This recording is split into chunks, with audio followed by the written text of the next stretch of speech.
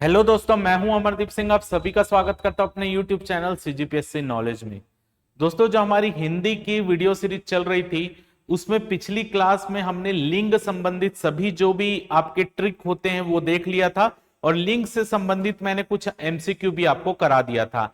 उसमें मैंने आपको बोला था कि आप कमेंट सेक्शन में बताइएगा आपको और किस टॉपिक में डाउट आता है या पढ़ने में दिक्कत होती है। तो उसमें दो तीन बच्चों का कमेंट आया था कि सर हमको जो मेन रूप से वचन से संबंधित जो पेपर में क्वेश्चन आते हैं उसमें डाउट होता है कि कौन सा एक वचन है कौन सा बहुवचन है।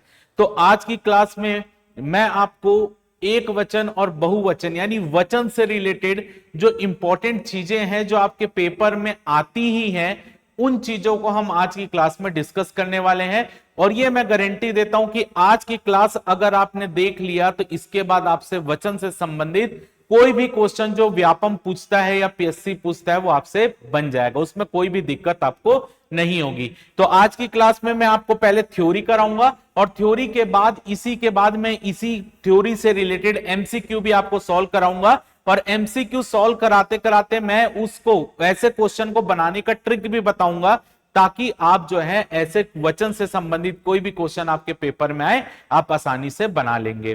तो उम्मीद है कि आपको वीडियो अच्छा लगेगा। तो अगर वीडियो अच्छा लगेगा तो वीडियो को जरूर लाइक करेंगे, चैनल को सब्सक्राइब करेंगे और वीडियो को ज्यादा से ज्यादा शेयर करेंगे। और किस टॉपिक में आपको वीडियो चाहिए हिंदी में वो भी कमेंट सेक्शन में बताइएगा, उसके ऊपर भी मैं क्लास आपके लिए ले आऊंगा। इसके अलावा हमारी लेबर इंस्पेक्टर की टेस्ट सीरीज भी वर्तमान में चल रही है। अगर कोई भी बच्चा टेस्ट सीरीज ज्वाइन करना चाहता है वो सीजीपीएससी नॉलेज ऐप को इंस्टॉल करे और टेस्ट सीरीज जाकर ज्वाइन कर सकता है। क्लियर? तो चलिए स्टार्ट करते हैं हम। सबसे पहला जो नियम है, देखिए मैं यहां पर नियम बहुत सारे होते हैं। एक वचन से बहुवचन बनाना या बहुवचन से एक वचन बनाना, बहुत सारे नियम है, लेकिन मैं ऐसे नियमों को यहां पर आज की क्लास में डिस्कस करूंगा जो आपके पेपर की दृष्टि से इंपॉर्टेंट और पेपर में वहीं से क्वेश्चन आते हैं। तो पूरा हम नियम ना पढ़ के केवल उन नियमों को देख रहे हैं यहां पर जो आपके पेपर में आपको नंबर दिलाने में मदद करे। तो सबसे पहली चीज देखिए क्या चीज है। पहला नियम, प्रत्येक, हर एक, हर कोई। ये जो प्रयोग, ये ऐसे शब्द जो प्रत्येक हो, हर एक हो या हर कोई, यानी प्रत्येक शब्द, हर एक शब्द या हर कोई, ये शब्द हमेशा क्या होते हैं? एक वचन होते हैं। कैसे? सदैव एक वचन। तो आपसे पेपर में कैसा क्वेश्चन पूछेगा, निम्न में से कौन सा एक वचन है? तो प्रत्येक भी एक वचन होता है, हर एक भी एक वचन होता है, हर कोई भी एक वचन होता है। तो इनमें से कोई भी शब्द अगर आपके पेपर में आ जाए तो आपको क्या बनाना है? ये क्या है भाई? सदैव एक वचन रहता है, यानी ये कभी बहुवचन बन ही नहीं सकता। प्रत्येक हमेशा एक वचन का ही शब्द है, हर एक हमेशा एक वचन का शब्द है और हर कोई भी हमेशा एक वचन का ही शब्द है। तो ये तीन शब्द याद रखिएगा, पेपर में आते हैं। प्रत्येक, हर एक और हर कोई सदैव ये एक वचन में रहने वाले शब्द है। ये हमेशा, ये कब भी ये शब्द पूछा जाए तो आप क्या बोलेंगे? एक वचन है। क्लियर? आगे देखिए, अनेक शब्द। जो अनेक शब्द है उसका प्रयोग सदैव बहुवचन में होता है। याद रखिएगा, ये अगर अनेक शब्द बोल रहा है तो अनेक शब्द अपने आप में बहुवचन है। कई बच्चे क्या करते हैं, अनेक का बहुवचन बनाने के लिए इसको अनेकों लिख देते हैं। भाई अनेक अपने आप में बहुवचन है, इसको जो है अनेकों नहीं लिखा जाता। तो पेपर में आपने देखा होगा कॉमन अशुद्ध शुद्ध वाक्य में ये वाक्य आता है, श्री कृष्ण के अनेकों नाम है लिखकर आता है। तो हमको उसको शुद्ध करने पड़ता है, तो हम क्या शुद्ध करते हैं? श्री कृष्ण के अनेक नाम है। तो अनेक अपने आप में क्या है? बहुवचन है। ये इसका एक वचन नहीं होता, ये हमेशा क्या होता है? ये हमेशा बहुवचन में होता है। तो याद रखिएगा, श्री कृष्ण के अनेक नाम है ये शुद्ध है, श्री कृष्ण के अनेकों नाम है वो गलत है, क्योंकि अनेक अपने आप में बहुवचन को दर्शाता है। तो एक वचन या बहुवचन क्या है? एक वचन ऐसी चीज जो, ऐसा कोई भी नाम जो किसी एक ही वस्तु को दर्शाता हो, एक वचन। कोई चीज जो बहुत सारी चीजों को दर्शाता हो, बहुवचन। सीधी सी बात है। तो यहां पर याद रखिएगा, अनेक शब्द का प्रयोग सदैव बहुवचन में होता है। श्री कृष्ण के अनेक नाम है, ये सही सेंटेंस है, और अनेक अपने आप में बहुवचन है। आगे देखिए, तीसरा पॉइंट ये याद रखिएगा, ये वाला पेपर में आता है, ऐसे शब्द जिनका प्रयोग एक वचन और बहुवचन दोनों में होता है। यानी इसमें मैं आपको ऐसे शब्दों को बता रहा हूं जो शब्द एक वचन में भी ऐसे लिखे जाएंगे, बहुवचन में भी ऐसे लिखेंगे। जैसे कि आप मानिए लड़का, तो लड़का का बहुवचन क्या होता है? लड़के भी हो सकता है, लड़कों भी हो सकता है।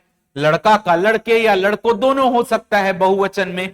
तो यहां पर देखें, ये एक वचन है, ये बहुवचन है, लेकिन यहां पर जितने शब्द मैं आपको बता रहा हूं ये सदैव ही सदैव क्या रहते हैं? एक वचन में भी वैसे ही लिखेंगे, बहुवचन में भी ऐसे लिखेंगे। जैसे कि प्रेम, प्रेम शब्द को एक वचन में भी ऐसे ही लिखा जाता है, बहुवचन में भी ऐसे ही लिखा जाता है। यानी प्रेम शब्द एक ऐसा शब्द है जो एक वचन में भी उसको प्रेम लिखेंगे, बहुवचन में भी उसको प्रेम ही लिखेंगे। तो ऐसे और कौन से शब्द है जो एक वचन और बहुवचन जिनका सेम होता है? तो देखिए, प्रेम, गिरी, याचना, क्षमा, क्रोध, जल, वारी, तोय, छाया, ये ऐसे शब्द हैं जो एक वचन में भी वैसे ही लिखे जाएंगे, बहुवचन में भी वैसे ही लिखे जाएंगे। क्या है? प्रेम, गिरी, याचना, क्षमा, क्रोध, जल, वारी, तोय, छाया। ये ऐसे इन शब्दों को याद कीजिएगा। ये ऐसे शब्द हैं जो एक वचन में भी इनको ऐसे ही लिखा जाएगा, बहुवचन भी बोलेंगे तो वैसे ही लिखा जाएगा। यानी इनका एक वचन और बहुवचन दोनों रूप एक जैसा होता है, अलग नहीं होता। ये चीज को याद रखिएगा। अब जो इसके बाद मैं बता रहा हूं ये तो पेपर में आने वाला ही प्रश्न है। अब जो मैं चौथा नंबर का ट्रिक आपको बता रहा हूं ये पेपर में तो आना ही आना है और यहीं से क्वेश्चन आता है 100% गारंटी के साथ कि पेपर में यहीं से क्वेश्चन आता है। अब देखेंगे कि ऐसे शब्द जो सदैव बहुवचन ही रहते हैं, ऐसे शब्द जो सदैव क्या रहते हैं? बहुवचन रहते हैं। ऐसे शब्द जो सदैव क्या रहेंगे? बहुवचन। यानी इन शब्दों को आप कहीं पर भी देखेंगे तो आप क्या मारेंगे? ये कौन से शब्द हैं? ये बहुवचन वाले शब्द हैं। यानी इनका एक वचन नहीं होता है, इनका केवल क्या होता है? बहुवचन होता है। तो याद रखेंगे। अब इन शब्दों को याद कैसे करें? अब इतने सारे शब्द हैं, इनको हम याद कैसे करें? तो मैं आपको एक स्टोरी यहां पर बता रहा हूं, उस स्टोरी के माध्यम से ये शब्द आप आसानी से याद कर लेंगे। ठीक है, अब स्टोरी क्या है? अब उसको ध्यान से सुनते जाइएगा। स्टोरी एक दो बार सुनिएगा, आपकी ये पूरी चीजें जो हैं याद हो जाएंगी। क्या स्टोरी है? एक बार एक आदमी समाचार पत्र लेकर बैठता है। एक बार एक आदमी, सुबह सब समाचार पत्र पढ़ते हैं, अखबार पढ़ते हैं, तो वो भी समाचार पत्र लेकर बैठता है, अखबार लेकर, जो भी आप बोलिए, समाचार पत्र लेकर बैठता है। अब उसमें एक खबर छपी रहती है। क्या छपी रहती है खबर? कि कल एक आदमी का एक्सीडेंट हुआ। कल एक आदमी का एक्सीडेंट हुआ और उस एक्सीडेंट के बाद उस आदमी के जब प्राण निकलने ही वाले थे, एक्सीडेंट के बाद जब उस आदमी के प्राण निकलने ही वाली थे तो उस आदमी को लोग ने हॉस्पिटल पहुंचा दिया। फिर से बोल रहा हूं, कल एक एक्सीडेंट हुआ था, उसकी खबर किसमें छपी है? समाचार में। तो समाचार पत्र में एक आदमी पढ़ता है कि कल एक आदमी का एक्सीडेंट हुआ, उसके प्राण निकलने ही वाले थे, तब लोग ने उनको हॉस्पिटल पहुंचा दिया। हॉस्पिटल जैसे ही पहुंचाया, क्योंकि उसके सर में चोट लगी थी, एक्सीडेंट हुआ तो उसके सर में चोट लगी थी, तो चोट लगने के कारण डॉक्टर ने क्या किया? उसके बाल और केस काट दिए। उसके बाल और केस काट दिए, क्योंकि ऑपरेशन करना पड़ेगा, तो बाल और केस उसके काट दिए। और उतने में ही उसके घर वाले वहां पर पहुंच गए, यानी उसके जो भी पेरेंट्स थे, घर वाले थे, वहां पर पहुंच गए। तो डॉक्टर जब घर वाले पहुंचते हैं, ऑपरेशन करने से पहले आपने देखा होगा क्या करवाते हैं? हस्ताक्षर करवाते हैं, सिग्नेचर करवाते हैं। तो डॉक्टर ने क्या बोला? हम ऑपरेशन कर रहे हैं, आप इसमें सिग्नेचर कर दो, कि कुछ हुआ तो हमारी जिम्मेदारी नहीं है, आप सिग्नेचर कर दो। तो उसके घर वालों ने उसमें हस्ताक्षर किया। हस्ताक्षर करते करते घर वालों की आंखों से आंसू गिरने लगे। हस्ताक्षर करते करते घर वालों के आंखों से आंसू गिरने लगे और वो उनके होठ भी कपकपाने लगे, क्योंकि भाई किसी का आदमी जा रहा है या किसी का घर के किसी व्यक्ति का ऑपरेशन होता है तो सीधी सी बात है, हाथ कांपने लगते हैं, आंखों से आंसू गिरने लगते हैं, होठ कपकपाने लगते हैं। तो वो उसके घर वालों के भी क्या लगे? आंख से आंसू गिरने लगे और होठ कपकपाने लगे। तो डॉक्टर ने उनके घर वालों को समझाया कि ये भाग्य में इनके लिखा था, अब हम इसमें जो है हम अपनी तरफ से तो पूरा एफर्ट देंगे, लेकिन इनके भाग्य में लिखा था, अब आप जाकर ईश्वर के दर्शन करके आए, अब आप जाकर ईश्वर के दर्शन करके आए। तो अब अभी तक मैंने जितने शब्द बोले सब आपके देखे होंगे बहुवचन में है। देखिए कैसे कि लाइन से देखते जाइए। समाचार, समाचार प्राप्त हुआ। समाचार प्राप्त हुआ तो क्या हुआ भाई, जैसे ही समाचार प्राप्त हुआ उसने पढ़ा समाचार पत्र में कि एक आदमी का एक्सीडेंट हुआ, उसके प्राण निकलने वाले थे, उसके प्राण निकलने वाले थे, तो लोग ने उनको क्या कर दिया, हॉस्पिटल पहुंचा दिया। लोग ने उनको हॉस्पिटल पहुंचा दिया। हॉस्पिटल जैसे ही पहुंचा, डॉक्टर ने उनके बाल और केस क्या कर दिए, काट दिए, क्योंकि उनके सर में चोट लगी थी, तो बाल और केस क्या किए, काट दिए। अब बाल और केस जैसे ही डॉक्टर ने काटा, उनके घर वाले आ गए और घर वालों से डॉक्टर ने बोला मैं इनका ऑपरेशन करूंगा, तो आपको क्या करना है, हस्ताक्षर करना है। और हस्ताक्षर करते करते उनके घर वालों की आंखों से क्या गिरने लगे, आंसू गिरने लगे, और साथ ही साथ उनके होठ जो थे, ओठ वो क्या करने लगे, कपकपाने लगे। और डॉक्टर ने क्या बोला, ये इनके भाग्य में लिखा था, ये इनके भाग्य में लिखा था। अब आप जो है ईश्वर के जाकर दर्शन कीजिए और इनके लिए दुआ मांगिए। ईश्वर के जाकर क्या कीजिए, दर्शन कीजिए और इनकी दुआ मांगिए। अब जैसे ही वो उनके घर वाले ईश्वर के दर्शन करते हैं और दुआ मांगते हैं, तुरंत ऑपरेशन थिएटर से डॉक्टर निकलता है और बोलता है ये तो अक्षत था। अक्षत का मतलब क्या होता है, जिसको तोड़ा ना जा सके। तो उसके सर क्या था, अक्षत था, वो उसकी हड्डियां वड्डियां टूटी नहीं थी, उसका सर क्या था, अक्षत था, यानी हमारा ऑपरेशन सक्सेस रहा। उसके सर में कोई भी ज्यादा चोट नहीं आई, उसका वो क्या था, अक्षत था, जो उसको तोड़ा नहीं जा सका, उसकी हड्डियों को, वो अक्षत था। और जल्द ही ये क्या हो जाएगा, होश में आ जाएगा। अब ऑपरेशन हो गया है और ये जल्द क्या होगा, होश में आ जाएगा। और होश में आते ही, जैसे ही होश आएगा, तो होश आते ही क्या बोलता है, थोड़ा थोड़ा आपने देखा होगा हकला के बोलना चालू करते हैं, तुरंत एकदम तेजी से नहीं बोलते, धीरे धीरे टूटा टूटा शब्दों का उच्चारण होता है। तो जो वर्णों के उच्चारण को क्या बोलते हैं, हिज्जे बोलते हैं। हिज्जे का मतलब क्या होता है, वर्णों का उच्चारण करना। तो वो जो है जैसे ही होश में आएगा तो धीरे धीरे हिज्जे का उच्चारण करेगा। अब वो पूरा वापस ठीक हो गया, ऑपरेशन हो गया, वो धीरे धीरे वर्णों को, उसको होश आ गया, धीरे धीरे वर्णों को उच्चारण करने लगा। थोड़े दिन में ठीक होके और फिर उसका हॉस्पिटल से छुट्टी हो जाएगा और वापस वही तेवर दिखाकर वो क्या करने लगेगा, वापस अपनी जिंदगी को जीने लगेगा। क्लियर। तो एक स्टोरी के माध्यम से आपका पूरे बहुवचन शब्द याद हो गए और 100% गारंटी है कि यहां से क्वेश्चन आता है पेपर में, कौन सा सदैव बहुवचन है, कौन सा एक वचन नहीं है, इस तरीके का क्वेश्चन आता है। तो स्टोरी याद रखिएगा। फिर से एक बार स्टोरी को उच्चारण कर रहा हूं। सुबह सुबह एक आदमी ने समाचार पढ़ा। समाचार में उसने क्या देखा कि एक आदमी का एक्सीडेंट हो गया था, उसको वहां के उसके प्राण निकलने ही वाले थे। तो लोगों ने उसको क्या किया, लोगों ने उसको हॉस्पिटल पहुंचाया। हॉस्पिटल पहुंचते ही डॉक्टर ने उसके केस यानी बाल काट दिए और बाल काटते ही उसके घर वाले वहां पर पहुंचे। तो ऑपरेशन करने से पहले उनसे क्या करवाए, हस्ताक्षर करवाए।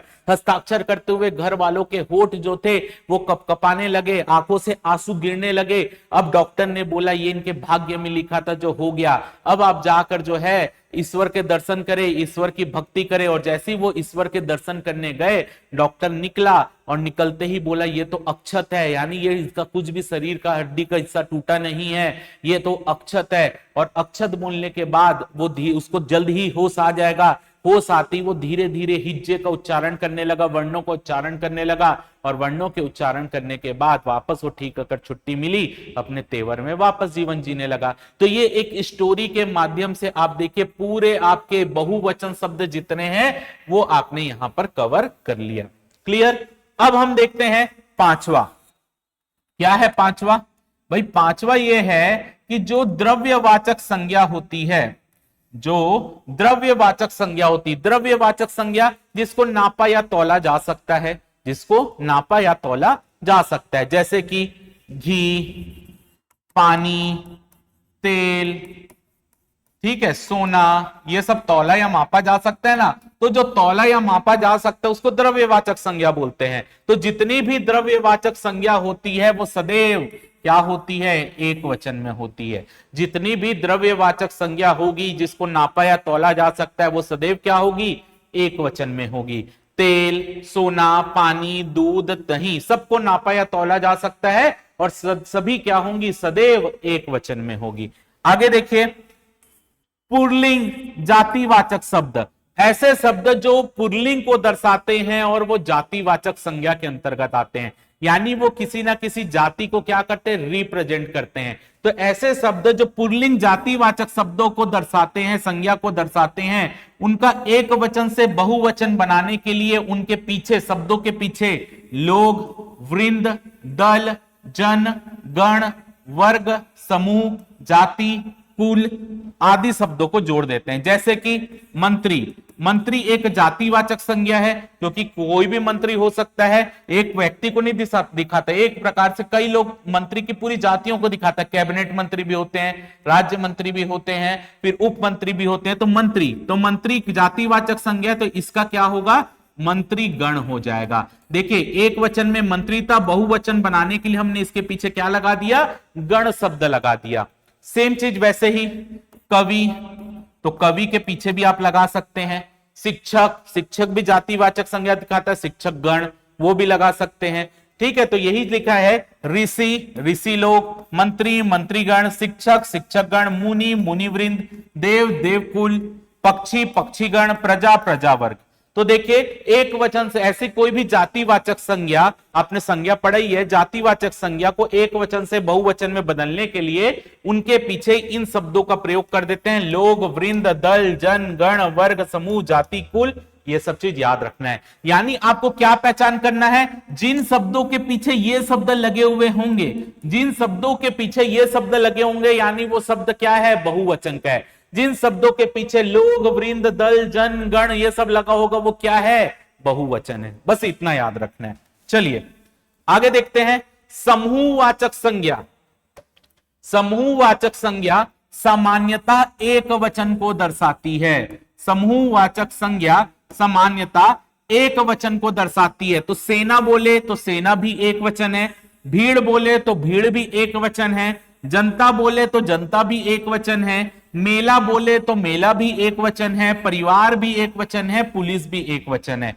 यानी ऐसा कोई भी जो किसी समूह को दर्शाता है, तो वो सामान्यता, हर केस में नहीं, सामान्यता क्या होते हैं, ये एक वचन होते हैं। जैसे कि सेना एक वचन है, भीड़, जनता, मेला, परिवार, पुलिस ये सभी एक वचन है। क्लियर। अब हम कुछ एमसीक्यू इसके सॉल्व कर लेते हैं। ये कुछ ऐसे ट्रिक थी जो पेपर में हमेशा आती हैं, यहां से क्वेश्चन लगातार पेपर में आते रहते हैं। अब हम यहां पर कुछ एमसीक्यू सॉल्व करते हैं। एमसीक्यू जो है यहां पर मैं सॉल्व करा रहा हूं, आप जैसे ही मैं क्वेश्चन बोलूंगा वीडियो को पॉज करके अपना आंसर अपने मन में जानिएगा, बोलिएगा, उसके बाद वीडियो को चालू करेंगे और अपने आंसर मिला लीजिएगा। और अंत में मेरे को कमेंट सेक्शन में, आप लोग बताते नहीं है लेकिन कमेंट सेक्शन में आप बताइएगा, ताकि मेरे को समझ आए कि जो चीज मैं आपको पढ़ा रहा हूं आपके काम आ रही है। तो आपके कितने क्वेश्चन सही हो रहे हैं वो कमेंट सेक्शन में बताइएगा। क्लियर। चलिए पहला क्वेश्चन क्या है, पहला क्वेश्चन है निम्न में से कौन सा वचन का जोड़ा सही नहीं है। निम्न में से कौन सा वचन का जोड़ा सही नहीं है। पहला सोना सोना, धेनु धेनुए, छात्र छात्रगण, आटा आटे। कौन सा इसमें जोड़ा जो है वो सही नहीं है। अब देख लेते हैं। सबसे पहले है सोना। तो सोना मैंने आपको बताया, सोना क्या है, द्रव्यवाचक संज्ञा है। सोना द्रव्यवाचक संज्ञा है। तो द्रव्यवाचक संज्ञा जो होती है वो क्या होती है, वो हमेशा एक वचन में होती है, बहुवचन में लिख नहीं सकते। तो इसी के लिए सोना का सोना ही होगा, उसको चेंज आप बहुवचन में कर नहीं सकते, इसी के लिए सोना सोना बिल्कुल सही है। आगे देखिए धेनु। अब यहां पर मैं एक आपको नियम बता रहा हूं, उसको याद रखिएगा। नियम, कोई भी स्त्रीलिंग शब्द, कोई भी स्त्रीलिंग शब्द जिसका अंत, स्त्रीलिंग शब्द जिसका अंत ई या ई के उच्चारण के साथ होता है, कोई भी स्त्रीलिंग शब्द जिसका अंत ई या ई के उच्चारण के साथ होता है, उस स्त्रीलिंग शब्द की जो एक वचन को बहुवचन में जब बदलते हैं तो वहां पर अंत में क्या लगा देते हैं, या लगा देते हैं। याद रखिएगा, कोई भी स्त्रीलिंग शब्द जिसका अंत ई या बड़ी ई से होता है, उसको आपका एक वचन से बहुवचन बनाने के लिए उसके अंत में या लगा देते हैं। और ई को छोड़कर कोई भी स्त्रीलिंग शब्द जिसका अंत ई या ई से नहीं होता, कोई अन्य स्वर से होता है। फिर से बोल रहा हूं, कोई भी स्त्रीलिंग शब्द जो जिसका अंत ई या ई के साउंड से ना होकर किसी अन्य स्वर के साउंड से साथ उसका अंत होता है तो उसके अंत में क्या लगा देते हैं, ए लगा देते हैं। क्या लगा देते हैं, ए लगा देते हैं। तो यहां पर देखिए ये धेनु जो है ये स्त्रीलिंग है। धेनु जो है, देखिए यहां पर धेनु लिखा है ना, धेनु जो है वो स्त्रीलिंग है और इसका अंत जो हो रहा है वो आप देखेंगे ऊ के साउंड से हो रहा है।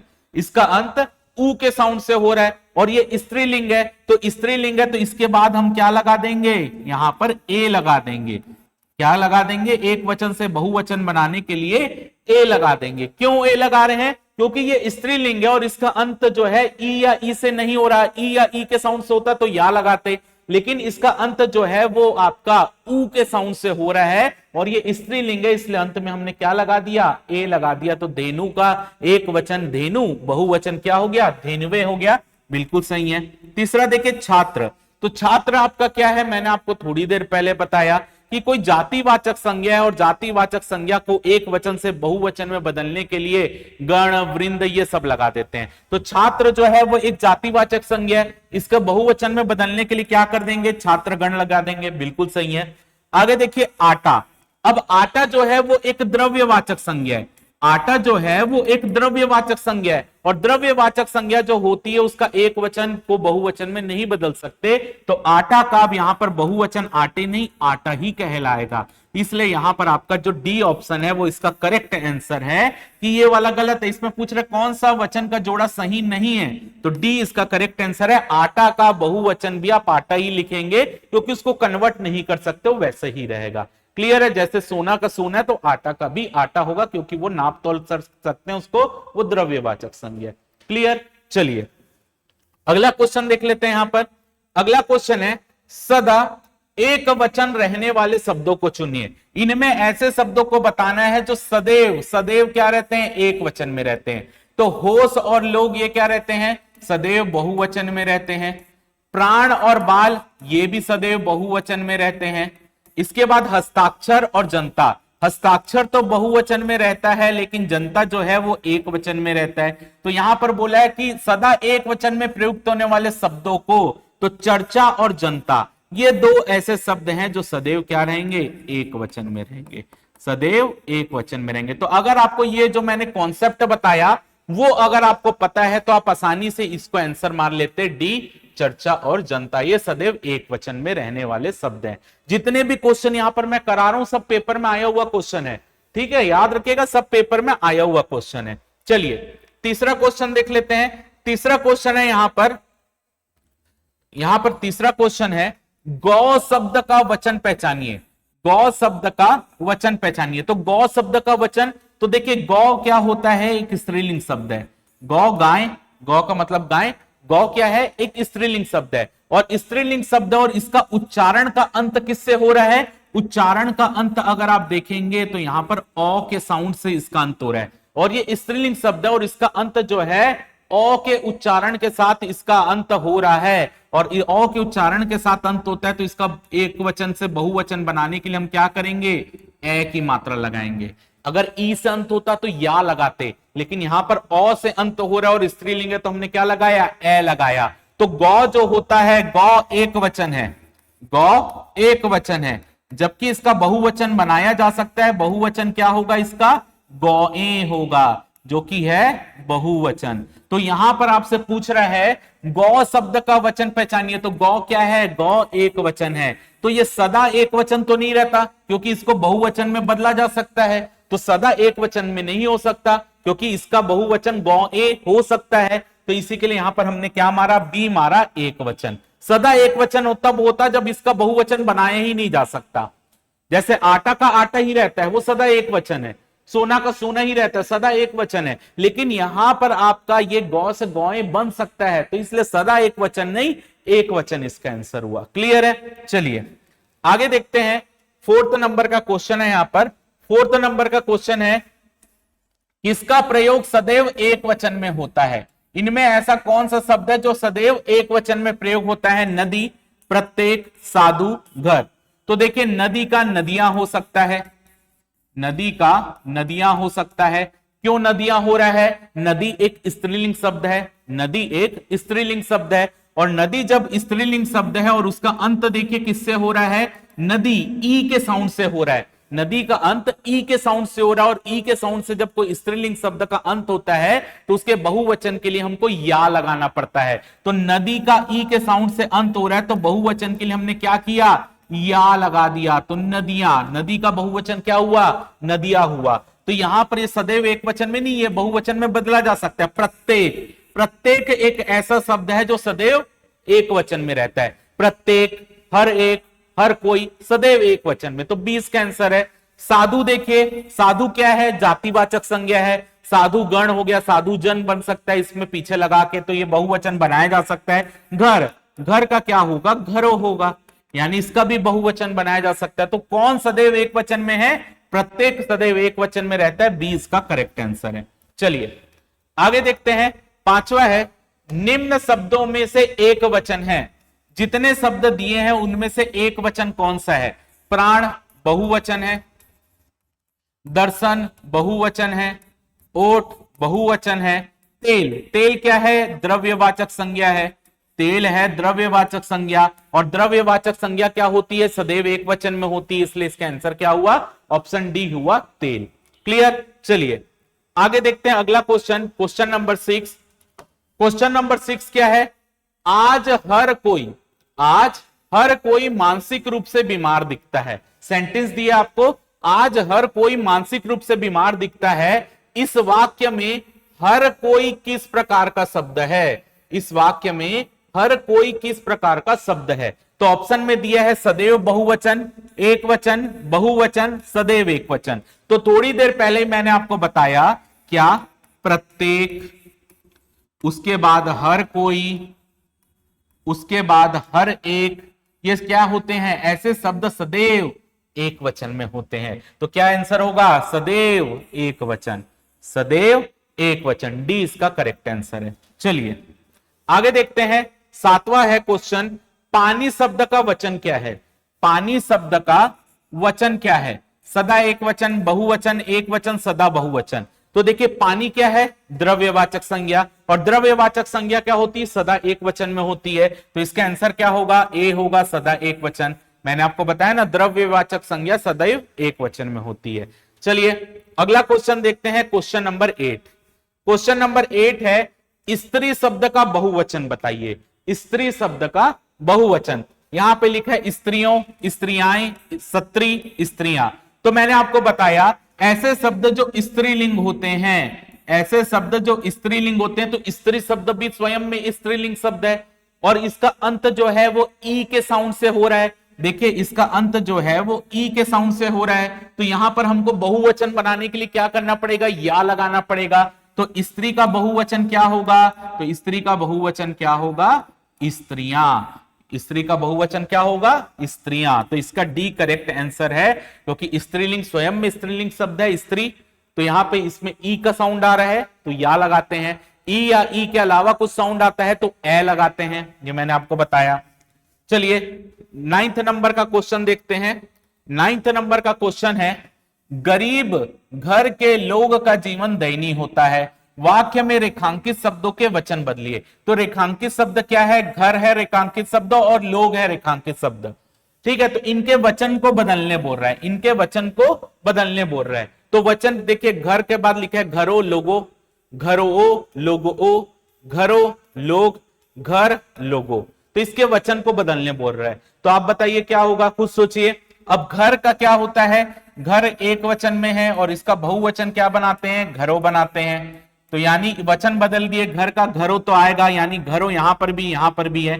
लेकिन लोग, लोग ऐसा शब्द है जो सदैव क्या होता है, बहुवचन में होता है। तो लोग का बहुवचन तो वो पहले से ही बहुवचन है, तो लोग का तो वचन बदल नहीं सकते। तो इसलिए इसका आंसर क्या होगा, सी होगा, यानी कि घरों और लोग। ये आपका आंसर होगा, घरों और लोग, ये आपका आंसर होगा, यानी सी इसका करेक्ट आंसर है। क्योंकि लोग जो है वो सदैव एक ही टाइप के वचन में रहेगा, बहुवचन में, उसको आप बदल नहीं सकते, तो वो लोग लोग ही रहेगा, घर का घरों हो जाएगा। सी इसका करेक्ट आंसर है। चलिए आखिरी क्वेश्चन है आज का, मामा शब्द का बहुवचन क्या है। मामा शब्द का, मामा का बहुवचन क्या होता है, मामा वर्ग, मामा गण, मामा, मामा लोग। बताइए क्या होगा? तो खुद सोचिए। देखिए अब यहां पर एक ट्रिक और बता देता हूं। ऐसा कोई भी शब्द जो संबंध बताता है, ऐसा कोई भी शब्द जो संबंध बताता है, जैसे कि आपका मामा, काका, बाबा, चाचा, पिता, ऐसा कोई भी शब्द जो संबंध बताता है, वो संबंध जो भी शब्द बताता है उसका एक वचन और बहुवचन दोनों सेम होता है। ऐसा कोई भी शब्द जो संबंधवाचक होता है उसका एक वचन और बहुवचन दोनों सेम होता है, तो मामा शब्द का बहुवचन भी मामा होगा। याद रखिएगा, ऐसा कोई भी शब्द जो संबंधवाचक होते हैं वो उसका एक वचन और बहुवचन दोनों सेम होता है, तो मामा का बहुवचन भी मामा ही होगा। क्लियर है? तो ये है आपके 10 क्वेश्चन जो मैंने आपको यहां पर प्रैक्टिस के लिए भी करवा दिए और थ्योरी पोर्शन भी मैंने आपको समझा दिया है। उम्मीद करता हूं कि आपका जो एक वचन और बहुवचन से रिलेटेड जो क्वेश्चन होंगे आप प्रीवियस ईयर के बना के देखिएगा, अब आपसे बन रहे होंगे। क्लियर है? तो उम्मीद करता हूं कि आपको आज की क्लास अच्छी लगी होगी। अगर अच्छा लगा होगा तो कमेंट सेक्शन में बता दीजिएगा, सर मजा आ गया, आज की क्लास बहुत बढ़िया थी और हमसे अब क्वेश्चन बन जा रहे हैं। तो उम्मीद करता हूं आपको आज की क्लास अच्छी लगी होगी। वीडियो अच्छा लगा हो तो वीडियो को जरूर लाइक करें, चैनल को सब्सक्राइब करें और वीडियो को ज्यादा से ज्यादा शेयर करें। फिलहाल के इस वीडियो में सिर्फ इतना ही। जय भारत, जय छत्तीसगढ़।